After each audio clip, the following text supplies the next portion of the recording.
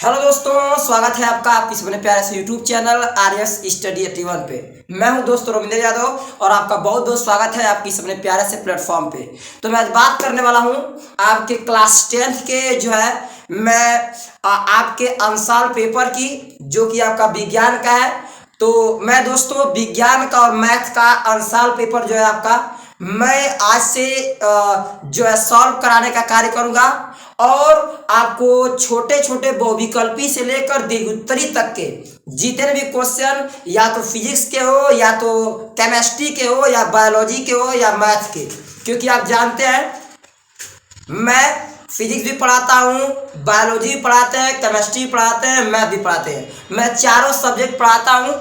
तो या तो क्लास 9th का हो या 10th का हो चाहे 11th का हो चाहे 12th का हो, सारे के मैं कॉन्सेप्ट को बताने के लिए समझाने के लिए 100% सक्षम हूँ। ठीक है, तो चलिए मैं आज बात करता हूँ आपके इस अंशाल्व की, जो कि आप देख पा रहे होंगे आपका जो है लिखा फास्ट ट्रैक जो है अंशाल्व पेपर्स कक्षा 10th का 2022 तक जो है सभी सेट्स जितने भी आते हैं या जितने भी आए हुए हैं उन सभी की यहाँ पे चर्चा करने का काम करेंगे।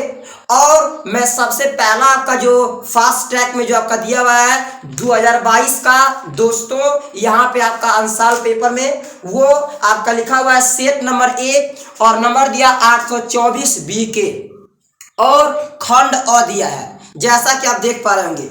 और इसमें हम लोग सबसे पहले दिया हुआ आपका फिजिक्स, इसके बाद केमिस्ट्री दिया हुआ है और केमिस्ट्री के बाद आपका दिया हुआ है बायोलॉजी।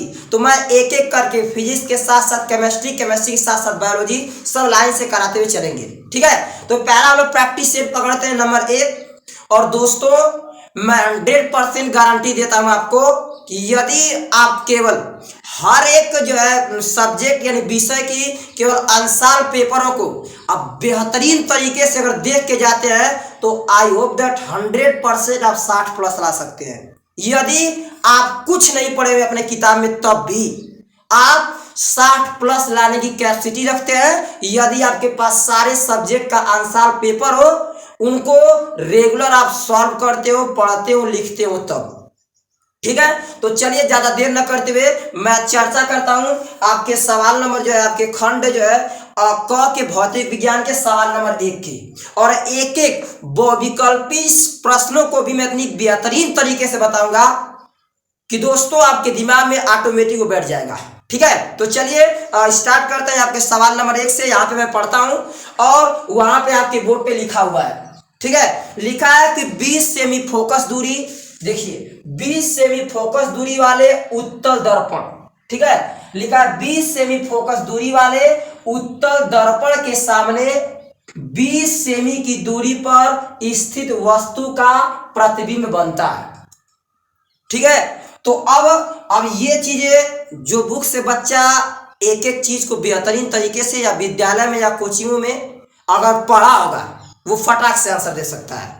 क्यों? और जो लोग पढ़े नहीं होंगे उनको रटना पड़ेगा। Sir what is this reason ये है कि इनमें कुछ फार्मूले आते हैं, कुछ शर्त आती हैं, कुछ कहें तो स्थितियां आती हैं। स्थितियों का मतलब ये होता है दोस्तों, उसी चीज को मैं बेहतरीन तरीके से आपको समझाता हूं क्या स्थितियां होती हैं। देखिए, जानते हैं आप कि सर अगर बात करेंगे दर्पण की, ठीक है, दर्पण की, तो दर्पण 2 प्रकार का होता है। मेरी बातों को सुनिएगा, मैं एक ही प्रश्न को पढ़ाऊंगा लेकिन बेहतरीन तरीके से, क्योंकि बोर्ड के एग्जाम में एक एक नंबर आपका मायने रखता है। तो अगर मैं इसी सवाल को बेहतरीन तरीके से अगर बता दिया, एग्जाम में आ जाएगा। और आप इसको कर लेते हैं तो 1 नंबर आपको मिल जाएगा, 1 नंबर मिल जाएगा। ये नहीं कि फटाफट दिया हुआ है फंड मार लेंगे तुरंत आंसर, नहीं। ठीक, चलिए क्या करेंगे। कह रहा है 20 सेमी फोकस दूरी वाले उत्तल दर्पण के सामने 20 सेमी की दूरी पर नियत वस्तु का प्रतिबिंब बनता है। पहला ऑप्शन दिया है 10 सेमी दूरी पर दर्पण के पीछे, दूसरा दिया है 0 सेंटीमीटर दूरी पर दर्पण के सामने, तीसरा दिया है अनंत पर और चौथा दिया है उपरोक्त में से कोई नहीं। चौथे ऑप्शन की तो कोई बात ही नहीं करेंगे, तीनों में से कोई ऑप्शन ये सही होगा। अब बात आती है याद दिया का उत्तर दर्पण। और आपको पता होगा दर्पण मुख्यतः 2 प्रकार के होते हैं। पहला कौन सा दोस्तों? पहला होता है आपका अवतल दर्पण, पहला होता है अवतल दर्पण और दूसरा होता है आपका कौन सा? उत्तल दर्पण। कौन सा? उत्तल दर्पण। दर्पण दो प्रकार के होते हैं, पहला होता है अवतल दर्पण, दूसरा होता है उत्तल दर्पण। अब अवतल और उत्तल में इनमें कुछ स्थितियां आती हैं। फिगर में डाट समझा दो आपको। अवतल दर्पण की बात करेंगे तो इसका फिगर कुछ ऐसा, जबकि अच्छा यहाँ पे बात करें दर्पण की दोस्तों, सॉरी ये दिमाग में मेरे आ गया लेंस, ठीक है। चलिए सर, ये अगर अवतल दर्पण की बात करेंगे तो दोस्तों इसकी कहानी होती है कुछ ऐसे, ये आपका, ठीक, ये आपका अवतल लेंस। वही अगर उत्तल दर्पण हो तो उसकी कहानी आती है कुछ ऐसे, ये आपका बना होगा उत्तल लेंस, ठीक। तो ये आपका अवतल लेंस, वो आपका क्या? उत्तल लेंस होगा, ठीक है। चलिए तो अब क्या कह रहा है आपसे, प्रश्न कह रहा है इसमें कि ये आपका अवतल का, ये उत्तल का। अब इसमें दोस्तों एक नाम आती है स्थिति, और स्थिति क्या होती है दोस्तों, मैं सिंपल भाषा में समझाने की कोशिश करूंगा आपको, तो बच्चों को समझने के लिए किया जाता है कि इनके ग्राफ बनते हैं, किनके? अवतल और उत्तल के। किसके? अवतल और उत्तल के ग्राफ बनते हैं। तो अब यहां से कहानी क्या होती है, अगर यहाँ पे अवतल दर्पण है तो अवतल दर्पण में दोस्तों ये जो दिख रहा है आपको दर्पण, इस दर्पण के ठीक सामने, ठीक कहाँ? सामने रखा जाता है किसी वस्तु को, और किसी वस्तु को रखने के बहुत सारे कंडीशन होते हैं, स्थितियां होती हैं। क्या? जैसे बनता है गोले से, और गोला ऐसे बनता है, तो गोले का ये बीच में होता है केंद्र। आप जानते हैं इसको कहते हैं हम लोग इसकी भाषा में, किसके सर? अगर अवतल दर्पण की नाम लेंगे तब ये होता है आपका वक्रता केंद्र। क्या होता है? वक्रता केंद्र। और वक्रता केंद्र दोस्तों, और ये दर्पण होगा, इसके बीचों बीच से ऐसे कर देंगे, ऐसे ग्राफ खींचेंगे तो ये जो होता है इस रेखा को कहते हैं, ये आपकी रेखा है मुख्य अक्ष। कौन सी रेखा है? मुख्य अक्ष। और इसकी विशेषता, मुख्य अक्ष सर हमेशा वक्रता केंद्र, और जो है एक इसका जो नाम आपका दर्पण के बीचों बीच में था, इसका नाम दिया था फिजिक्स की भाषा में ध्रुव। क्या बोलते हैं? ध्रुव, जिसको इंग्लिश में कहते हैं पोल। क्या बोलते हैं? पोल। तो आपकी वक्रता केंद्र और ध्रुव से होगी जो जातीय रेखा, उसे कहते हैं मुख्य अक्ष। क्या बोलते हैं? मुख्य अक्ष। तो दोस्तों यहां मैंने कहा कि अवतल दर्पण में स्थितियां होती हैं, आप इसी व्यक्ति को रखते हैं। उससे पहले मैं समझा लूं डायरेक्ट मोटी मोटा, क्योंकि आपका टाइम नहीं है। ये वक्रता केंद्र और ये ध्रुव होता है, इसके एक बीचों बीच एक और नाम आता है जिसको कहते हैं कि आप लोग फोकस। जो लोग जानते हैं बहुत अच्छी बात है, जो लोग नहीं जानते उनको थोड़ा तेज में बता रहा हूं। तो वक्रता केंद्र और ध्रुव के बीच में होता है फोकस। यहाँ पे इसको नाम देते हैं फोकस, और मुख्य फोकस कहते हैं। जैसे मुख्य अक्ष कहते हैं, उसी तरह इसका नाम होता है क्या? मुख्य क्या आपका जो है अक्ष, सॉरी इसका नाम होता है मुख्य क्या आपका? फोकस। ये मुख्य फोकस है। बट लेकिन क्या? फोकस से ध्रुव के बीच की दूरी को कहा जाता है दोस्तों फोकस दूरी। क्या बोलते हैं? फोकस दूरी। तो ये आपकी फोकस दूरी है, ठीक। चलिए अब क्या है कंडीशन, मैं समझा रहा हूं। यहां पे कहानी आती है कि अवतल दर्पण में किसी व्यक्ति को, उससे पहले एक चीज, हमेशा व्यक्ति को दोस्तों ऐसे में खड़ा हूं तो ये आपका दाया हो गया, ये आपका बाया हो गया। क्या हो गया? चलिए फिर से, ये इससे लिख रहा हूं, यानी मेरा ये दाया है और ये वाला क्या होगा? बाया। तो किसी भी दर्पण के ठीक बाएं तरफ किसी वस्तु को रखा जाता है, ऐसा नियम होता है। किसका? दर्पण का। या तो दर्पण पढ़े चाहे लेंस पढ़े, उसका नियम है कि किसी भी वस्तु को आप रखेंगे तो हमेशा किस तरफ? बाएं तरफ, ठीक। तो अवतल में रखने की स्थिति यानी व्यक्ति को खड़ा करने का 6 चांस होता है, मेरी भाषा में या आपकी भाषा में 6 चांस। कहाँ रख सकते हैं दोस्तों? पहले तो आप अनंत पर रख सकते हैं, अनंत को बहुत दूर, दर्पण से बहुत दूर। तो पहले तो अनंत पर रख सकते हैं, इसके बाद अनंत और वक्रता केंद्र के बीच में, इसके बाद दोस्तों आप रख सकते हैं वक्रता केंद्र पर, इसके बाद वक्रता केंद्र और फोकस के बीच में रख सकते हैं, इसके बाद आप रख सकते हैं फोकस पर, इसके बाद आपके पास चांस बनता है कि आप रखिए। अब कितने कंडीशन एक बार देख लीजिएगा, 1 2 3 4 5, और लास्ट कंडीशन हो गया आपका फोकस और ध्रुव के कहा? आपका बीच में। चाहे बीच का मतलब है कहीं भी इधर रख लेंगे तो चल जाएगा, ठीक। चलिए तो ये हो गई 6 स्थितियां। तो अवतल दर्पण में व्यक्ति को खड़ा रखने की स्थिति कितनी होती है? 6। उस पे दिखाने की स्थिति कितनी 6, जबकि वही काम कर रहे किसमें दोस्तों, आपके उत्तल दर्पण में। तो मैं अगर डायरेक्ट बताने की कोशिश करूं क्योंकि वक्त नहीं मेरे पास और आपके भी पास, तो इसमें केवल दो होती हैं, एक अनंत पे खड़ा कर दिया जाए व्यक्ति को, क्योंकि जानते हैं दर्पण के हमेशा बाईं तरफ रखते हैं, तो एक अनंत पे खड़ा कर दिया जाए और दूसरा अनंत और किसके, ध्रुव के कहा आपका बीच में, अनंत और ध्रुव के बीच में। तो आपको पता है सर, क्या पता है, अगर पता ना हो तो जान लीजिए, मैं मोटी मोटा समझाता हूं। इसके दोनों के दोस्तों जो बनने वाला प्रतिबिंब होता है, दोनों दर्पण के इसी साइड बनता है, और जो दर्पण के बाएं तरफ बने वो आपका वास्तविक प्रतिबिंब होता है, जबकि दर्पण के जो दाएं तरफ बने उसको कहते हैं आभासी प्रतिबिंब। क्या बोलते हैं, आभासी। उससे मैं सिखा दूं क्या दोस्तों, ये आपका कौन सा है, उत्तल, कौन सा है, उत्तल दर्पण। तो उत्तल दर्पण में कहानी सिंपल होगी सर, इसका गोला इधर बनेगा तो इसकी वक्रता त्रिज्या भी इधर होगी, और दोस्तों वक्रता त्रिज्या भी इधर होगी, और इसका फोकस भी कहाँ होगा, आपका इधर ही होगा, इधर ही होगा। तो इसका बनने वाला जो प्रतिबिंब होता है, मगर डायरेक्ट मैं समझाने की कोशिश करूंगा आपको, तो इसका प्रतिबिंब यही कहीं बनता है, दो बनेंगे इधर आगे पीछे बस बनेंगे, बस केवल एक कहीं यहाँ बनेगा दूसरा कहीं यहाँ बनेगा, बस इतनी दूरी पर बनता है, दो ही कंडीशन, दो अगल बगल केवल बनते हैं। ठीक, तो ये क्वेश्चन यहीं से हम लोग का आएगा कहानी। चलिए करा 20 सेमी फोकस दूरी, तो मान लीजिएगा कि क्या मानेंगे, इसके और इसके बीच की दूरी कितनी है आपकी, 20 सेमी। कितनी है, 20 सेमी, क्योंकि उत्तल दर्पण की बात हो रही है, 20 सेमी है। अब वस्तु या फोकस दूरी इसकी 20 सेमी है, करा 20 सेमी फोकस दूरी उत्तल दर्पण, चलिए उत्तल दर्पण लिया के सामने 20 सेमी की दूरी पर, उत्तल दर्पण के सामने 20 सेमी, यानी इधर भी आपका मानी व्यक्ति यहाँ है, तो इसके बीच की भी दूरी कितनी है आपकी, 20 सेमी। दोस्तों आपको पता होगा तो अच्छी बात है, और पता नहीं होगा तो बताते हैं क्या, कि हमेशा जो फोकस पर सूत्र है F = 20 सेमी, अगर वस्तु की जो दूरी होती है उसको U बराबर 20 सेमी, U से दिखाते हैं, और जहां प्रतिबिंब बनता है उसको V से, आप जानते होंगे, आई होप दैट।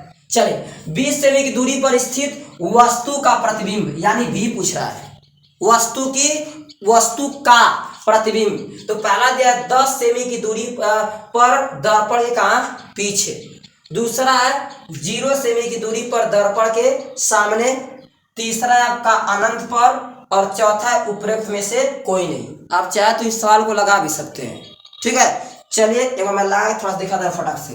देखिए कभी भी कोई भी दर्पण हो, उसमें वस्तु जहाँ खड़ी होती है, यानी मैं सिंपल भाषा में समझाने की कोशिश करूँ, हमेशा जो आपका U होता है, क्या होता है, U, जो आपका U होता है हमेशा उसको माइनस में लेते हैं। फिर क्वेश्चन बनेगा क्यों माइनस में लेने का, दोस्तों कारण यह है कि हमेशा इस साइड रखते हैं, किसको, किसी वस्तु को इस साइड, और इस साइड रखने का अर्थ हुआ कि माइनस, यानी इसके इधर कोई कहानी है तो माइनस, और इसके उधर किसमें होगी, प्लस में। ठीक, चलिए यानी यहां से U का मान -20 सेमी, F का मान दोस्तों उधर है यानी +20 सेमी। तो आपसे पूछ रहा है कि V का मान क्या होगा, लेकिन V का मान अंक में नहीं, उसकी स्थिति दिया हुआ है, बच्चे करके देखिए क्या रहा है, फार्मूला योगदान जानते होंगे आप, किसी दर्पण के लिए 1/f = 1/u + 1/v, 1/f का मान 20 = 1/-20 प्लस 1/v के 1/20 और प्लस 1/20 = 1/v के, लसा देंगे आएगा 20, 1 + 1 = 1/v के, यानी एक कितना है दोस्तों, यहाँ आपका 2/20 = 1/v के, काटेंगे 1/10 = 1/v, यानी आएगा v = कितना आपका 10 सेमी, कितना आएगा 10, यानी दिमाग में ऑटोमेटिक तुरंत आ जाना चाहिए आंसर, पहला ऑप्शन होगा क्या, 10 सेमी दूरी पर दर्पण के पीछे, कॉमन बात है, दर्पण के पीछे। अब मैंने कहा दो ही स्थान बनता है, एक बनेगा आपका फोकस पे और दूसरा फोकस से पहले जहां बन जाए, तो फोकस से पहले बनेगा कितनी दूरी पर दोस्तों, तो ये आपका हो जाएगा यहां से लेके यहां तक v = 10 सेमी हुई प्लस में। ठीक, इसलिए इस प्रश्न का पहला ऑप्शन सही होगा, 10 सेमी दूरी पर दर्पण के पीछे, देख रहे हैं आप, दर्पण के पीछे, और उत्तल दर्पण में हमेशा दर्पण के पीछे ही प्रतिबिंब बनता है, ये याद रखिएगा। ठीक, चलिए तो काफी चर्चा होगी इस प्रश्न को लेकर।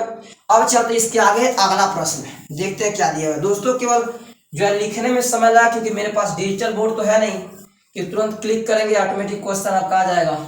ठीक है, तो थोड़ा सा कंप्रोमाइज करिएगा आप लोग साथ में मेरे। ठीक है, चलिए तो अब चर्चा करते हैं आपके सवाल नंबर 2 की। और लग रहा है आपके जो है चैप्टर प्रिज्म से आया हुआ है। कह रहा है प्रिज्म में श्वेत प्रकाश की किरण। चलिए क्वेश्चन उतारते हैं। प्रिज्म में श्वेत प्रकाश की किरण के गुजरने पर कह रहा है आपसे सबसे अधिक विचलन होता है। चलिए पहला ऑप्शन आपके पास करा लाल रंग। पहला ऑप्शन है लाल रंग का दोस्तों। दूसरा ऑप्शन आपके पास दिया हुआ है पीला रंग। कौन सा रंग? पीला रंग। ठीक, इसके बाद तीसरा ऑप्शन दिया है हरे रंग का। इसके बाद चौथा आपके पास दिया हुआ है ऑप्शन बैगनी रंग का। किस रंग का? बैगनी रंग का।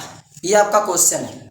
थोड़ा तेजी से लिख रहा हूं क्योंकि वीडियो काफी बड़ा हो जाएगा। और दोस्तों यदि आपके पास आंसर पेपर हो अगर अवतार का तो और मिलाते रहिएगा फटाफट। ठीक है, चलिए कह रहा है प्रिज्म। और प्रिज्म जानते हैं आप क्या जानते हो दोस्तों?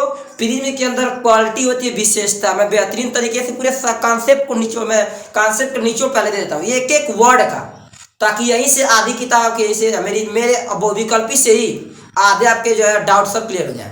प्रिज्म क्या होता है सर? प्रिज्म के अंदर क्वालिटी होती है कि कोई प्रकाश की किरण गुजरती है। और आप जानते हैं प्रकाश की किरण बहुत प्रकार की होती हैं। बहुत प्रकार की, जैसे एक वर्णी किरण। तो एक वर्णी किरण का अर्थ है कि उसमें केवल एक प्रकाश हो, समझे। और यहां लिखा है आपका श्वेत प्रकाश।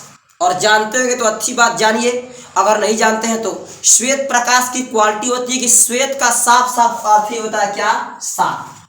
यानी श्वेत प्रकाश का अर्थ हो गया कि जिसमें 7 रंग हो। मैं सिंपल भाषा में समझाने की कोशिश करूं तब क्या श्वेत प्रकाश का अर्थ होता है जिसमें 7 रंग हो।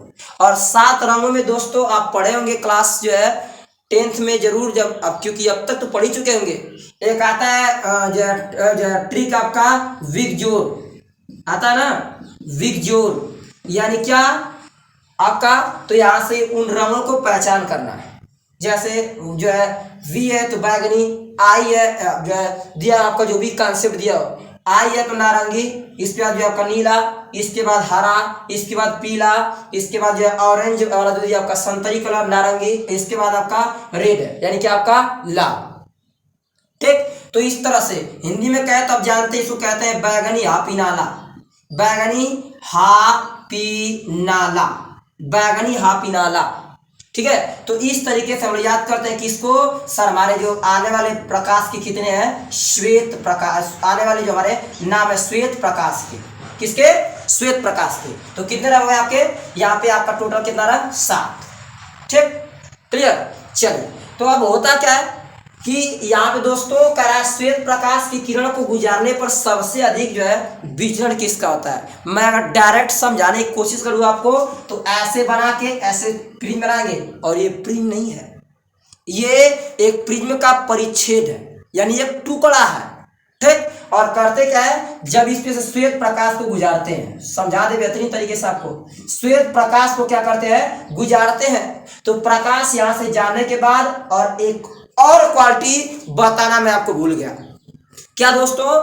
तो श्वेत प्रकाश की जो क्वालिटी होती है कि यह जब भी किसी प्रिज्म से जाता है तो प्रिज्म के अंदर पहुंचते ही वो उसके जो आपका प्रकाश जा रहा है वो एकदम सीधी रेखा में जाती है। ये उसकी दूसरी क्वालिटी। तो यहां से जाती है और जाने के पश्चात फिर बाहर निकलेगी तो इस प्रिज्म से निकलते ही बाहर 7 रंगों में बढ़ जाती है। कितने रंगों में? तो दोस्तों 7 रंगों में बढ़ जाती है। 1 2 3 4 5 6 7। अब इन 7 रंगों में बंटने के बाद इनके कलर का जो है विभाजन किया जाता है। तो कलर का विभाजन करेंगे आप तो पहले यह ऊपर आता है आपका आर, फिर आएगा ओ, फिर आएगा वाई, फिर इसके बाद आएगा जी, इसके बाद आएगा बी, इसके बाद आई, इसके बाद आएगा आपका जो है आपका V। ठीक, अब इसमें कहानी क्या है, मैं इंग्लिश में लिखा हूँ शॉर्टकट में, क्योंकि बहुत क्वेश्चन आपका बड़ा हो जाएगा। तो यहाँ पे लिखा है आपका क्वेश्चन, यानी कह रहा है कि प्रिज्म में श्वेत प्रकाश की किरण के गुजरने पर, मैं गुजार दिया हूं यहाँ पे, गुजारने पर सबसे अधिक विचरण किसका होता है। तो दोस्तों आपको सबसे पहले ये पता होना चाहिए कि विचरण मीन्स होता क्या है। मैं सिंपल भाषा में कहूँ, विचलन का अर्थ होता है जो सबसे अधिक मुड़ जाए। क्या करे, जो सबसे अधिक मुड़ जाए। तो अगर आप लोग देखें, अगर छोटे बच्चे को भी मैं अगर यहाँ बुला के अगर पूछ दूं कि बाबू इस फिगर में बताओ सबसे अधिक कौन मुड़ा हुआ है, तो आप देखेंगे यहाँ नीचे आपका V दिया हुआ है, यानी इसका अर्थ है कि सबसे अधिक मुड़ा हुआ कौन, आपका बैगनी। कौन सा, बैगनी। सबसे कम कौन मुड़ेगा, तो सबसे कम मुड़ने वाला क्या होगा, आपका लाल। क्या होगा, आपका लाल। ठीक, तो ऑप्शन में देखा जाए पहला दिया लाल रंग, ये तो होगा नहीं, सबसे कम मुड़ेगा, मुड़ना ही समझेंगे आप लोग, विचलन इस मुड़ना ही। और पीला रंग तो होगा नहीं, हरे रंग की कहानी होगी नहीं। ऑप्शन कौन सही होगा, आपका चौथा। तो सबसे अधिक दोस्तों विचरण किसका होगा, तो आपका आंसर होगा कौन सा, आपका बैगनी रंग का। क्लियर, डाउट में हो सकता है अब एग्जाम में कि लाल रंग मारे कि बैगनी रंग मारे, तो दिमाग में तुरंत खटाक से कि सर ने बताया था, ठीक है बनाइएगा ऑटोमेटिक। ध्यान रहे, आर आपका ऊपर और V आपका नीचे। ट्रिक क्या होता है सर, ABCD में पहले आर आता है, फिर उसके बाद क्या आता है आपका V, इसलिए आर ऊपर होगा और V का होगा नीचे। इस तरीके से अगर ट्रिक से याद करते हैं आप लोग, तो 100% आप भूलेंगे नहीं कि V आपका ऊपर होगा कि आर आपका ऊपर होगा। ठीक, चलिए अब बात कर लेते हैं नेक्स्ट अगले प्रश्न, जो है आपके 3 की।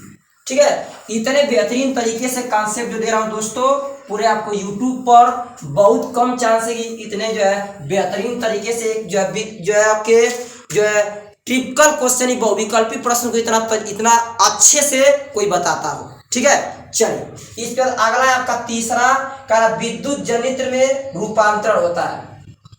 क्वेश्चन है आपका विद्युत जनित्र में रूपांतरण होता है। पहला आपके पास दिया है ऑप्शन कि विद्युत ऊर्जा का यांत्रिक ऊर्जा में। दूसरा आपका दिया दोस्तों यांत्रिक ऊर्जा का विद्युत ऊर्जा में। तीसरा आपके पास ऑप्शन दिया है, क्या दिया हुआ है, यांत्रिक ऊर्जा का रासायनिक ऊर्जा में। इसके बाद अगला दिया आपका रासायनिक ऊर्जा का विद्युत ऊर्जा में।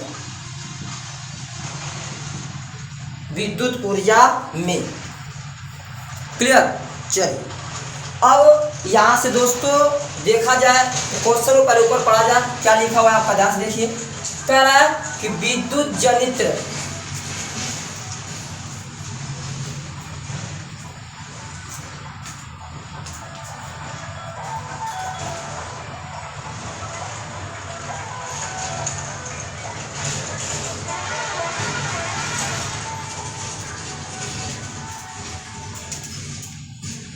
चलिए, तो कह रहा है आपसे कि विद्युत जनित्र में रूपांतरण होता है।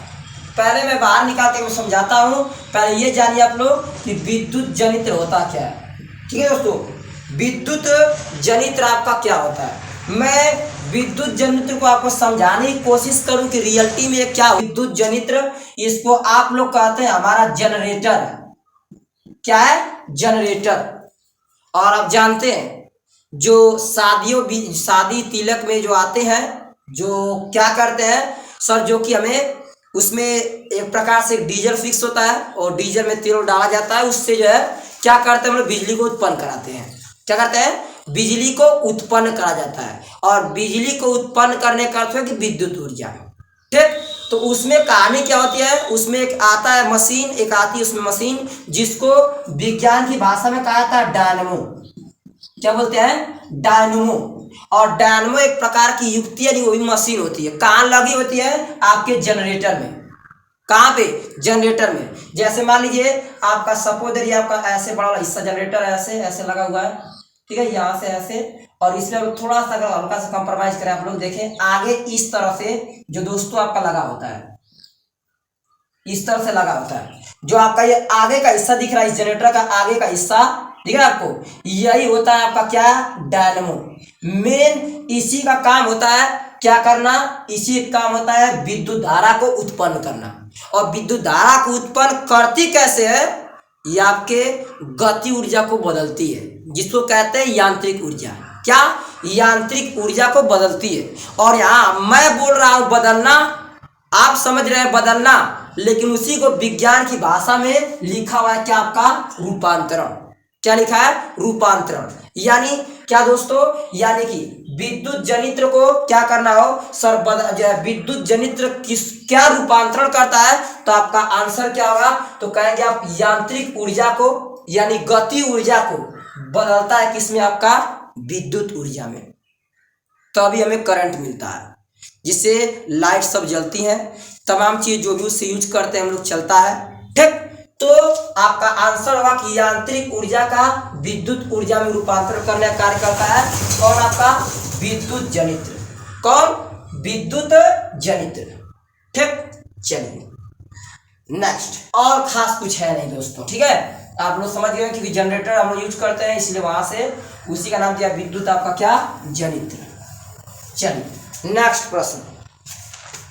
अगला कह रहा है आपसे जो है घर, और लास्ट प्रश्न है आपका, कह रहा है 220 वोल्ट और यहाँ पे 100 वाट के विद्युत बल्ब के विद्युत दोस्तों कह रहा है आपसे बल्ब के तंतु का प्रतिरोध होगा, के तंतु का प्रतिरोध होगा, प्रतिरोध होगा।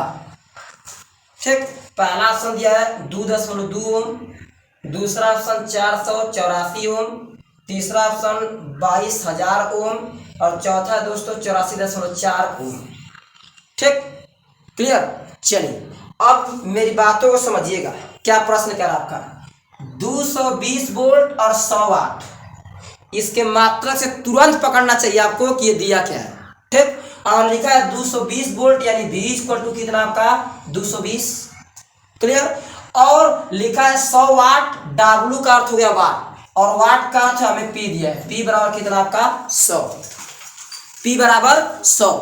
तो करेंगे क्या? आपके दिमाग में तुरंत आना चाहिए सर, क्या आना चाहिए कि अगर ये हमें V दिया और P दिया है, आप लोग क्लास 10 में पढ़ेंगे, एक फार्मूला होता है P बराबर V स्क्वायर अपान में आपका R के। क्या? P बराबर V स्क्वायर अपान R।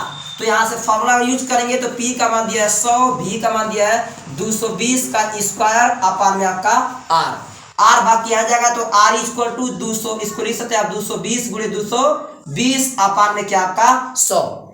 0 से 0 कैंसिल और 0 से 0 कैंसिल, यानी बचा दोस्तों R इक्वल टू 22 गुणे आपका क्या? 22, और 22 का जानते हैं आप लोग होता है 400 कितना आपका? 84। कितना? 484। ऑप्शन देखिए, ऑप्शन नंबर आपका दूसरा सही है। क्या होगा? तो दोस्तों इसमें तंतु का जो प्रतिरोध लगा हुआ इस बल्ब में, उसकी कैपेसिटी यानी क्षमता जो होगी वो कितना होगी? 484 ओम की। कितने की? 484 ओम की। तो दोस्तों बस ये भी वीडियो को समाप्त कर दें, क्योंकि क्वेश्चन जो है थोड़ा समय बहुत ज़्यादा लग गया, क्योंकि एक एक चीज़ों को बताने में, छोटी छोटी चीज़ों को वीडियो काफ़ी बड़ा जा रहा है। चलिए अगले जो है नेक्स्ट अगले उत्तरीय प्रश्नों को फटाफट मैं लिखूंगा, इस पर लगवाते रहेंगे। तो यहीं पे दोस्तों समाप्त करते हैं वीडियो को। और दोस्तों यदि मेरा प्रयास आपको अच्छा लगा होगा तो मेरे चैनल को लाइक और सब्सक्राइब करना ना भूलिएगा। धन्यवाद।